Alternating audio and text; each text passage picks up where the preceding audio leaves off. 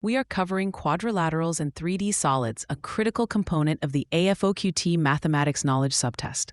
This section tests your ability to recall and apply geometric formulas under time pressure. Let's start with quadrilaterals. You must know the area formulas by heart. For a square, it's side squared. For a rectangle, it's length times width. A common trap on the AFOQT is to provide the perimeter and one side length of a rectangle, forcing you to first calculate the missing side before you can find the area. For example, if a rectangle has a perimeter of 30 feet and a length of 10 feet, you must deduce the width is 5 feet before calculating the area as 50 square feet. For parallelograms, the area is base times height. The exam will try to trick you by giving the slant height instead of the perpendicular height.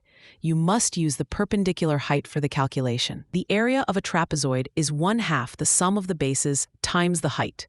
Ensure you correctly identify the two parallel sides as the bases. Now, let's move to 3D solids, focusing on volume. The volume of a cube is side cubed, and for a rectangular prism, it's length times width times height. For a cylinder, the volume is pi times the radius squared times height. A frequent exam question involves giving the diameter instead of the radius. Always remember to have the diameter to find the radius before squaring it. A cone's volume is 1/3 of pi times radius squared times height. A key relationship to remember is that a cone's volume is exactly 1/3 that of a cylinder with the same base and height. The AFOQT might ask a question like, how many full cones of water are required to fill a cylinder of the same radius and height? The answer is 3. For a sphere, the volume is 4/3 times pi times the radius cubed. A common error is forgetting to cube the radius. Many test takers mistakenly square it as they would for a cylinder. While many surface area formulas may be provided in a reference handbook, you must memorize the surface area of a sphere, which is 4 times pi times the radius squared. The AFOQT loves to test composite shapes. For instance, a question might ask for the total surface area of a silo, which is a cylinder topped with a hemisphere.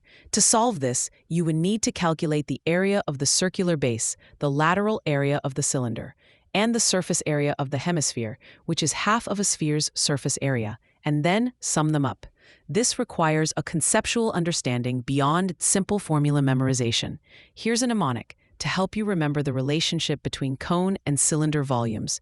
It takes 3 pointy hats to fill one top hat. This simple phrase helps lock in that 1:3 volume ratio. For free practice questions, AI-powered explanations, and more exam prep tools, visit openexamprep.com. That's openexamprep, all one word, .com.